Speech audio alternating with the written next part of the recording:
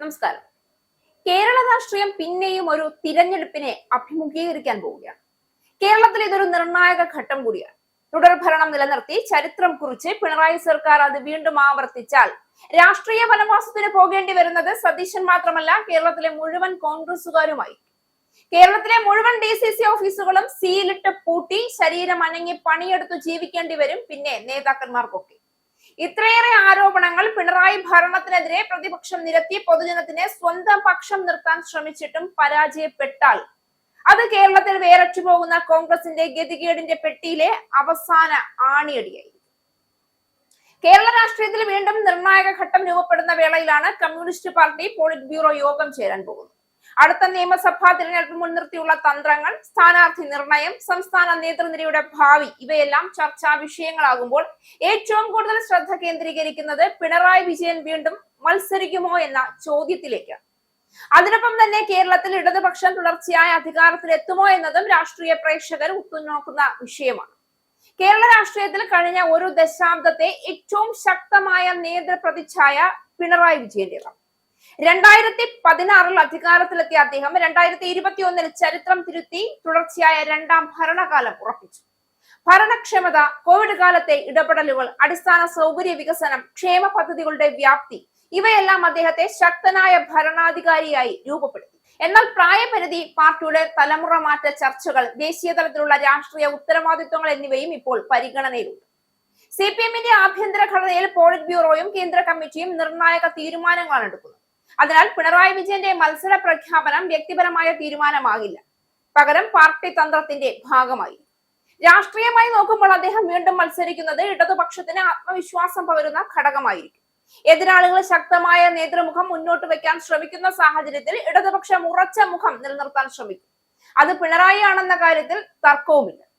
മറുവശത്തെ പുതിയ തലമുറയെ നിലനിർത്തി ഒരു ട്രാൻസിഷൻ മോഡൽ പരീക്ഷിക്കാനുള്ള സാധ്യതയും പാർട്ടി നിരാകരിക്കില്ല. അതിനാൽ മത്സര സാധ്യത നിഷേധിക്കാനാകാത്തതുപോലെ ഉറപ്പായെന്നും പറയാനാകാത്ത സ്ഥിതിയാണ് നിലവിലെ കേരള രാഷ്ട്രീയ യാഥാർത്ഥ്യങ്ങൾ വിലയിരുത്തുമ്പോൾ പറയാൻ കഴിയുന്നത്. എന്നാൽ രാഷ്ട്രീയ യാഥാർത്ഥ്യങ്ങൾ വിലയിരുത്തുമ്പോൾ മത്സരിക്കാനുള്ള സാധ്യത കൂടുതലാണ് എന്ന വിലയിരുത്തലാണ് ശക്തമാകുന്നത്. CPM-ന്റെ ശൈലി വ്യക്തി നിർഭരമല്ല, സംഘടനാധിഷ്ഠിതമാണ്. അതിനാൽ കേന്ദ്ര കമ്മിറ്റി അംഗങ്ങൾ നേരിട്ട് തിരഞ്ഞെടുപ്പിൽ ഇറങ്ങണമോ എന്ന ചർച്ച പാർട്ടികളിൽ സജീവമാണ്.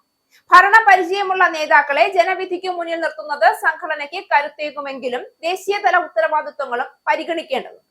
കേരളത്തിൽ പാർട്ടിയുടെ പ്രാധാന്യം കണക്കിലെടുക്കുമ്പോൾ ശക്തമായ സംഘാടക നേതൃത്വവും നിയമസഭയിൽ ആവശ്യമാണ്. കേരളത്തിന്റെ രാഷ്ട്രീയ സ്വഭാവം പതിവായി ഓൾട്ടർനേറ്റിംഗ് മോഡൽ എന്നായിരുന്നു വിശേഷിപ്പിക്കപ്പെട്ടിരുന്നത്. ഒരു കാലത്ത് ഇടത്, അടുത്തത് കോൺഗ്രസ് നേതൃത്വത്തിലുള്ള UDF. എന്നാൽ 2021 ഇടതുപക്ഷം ആ പതിവ് തകർത്തു.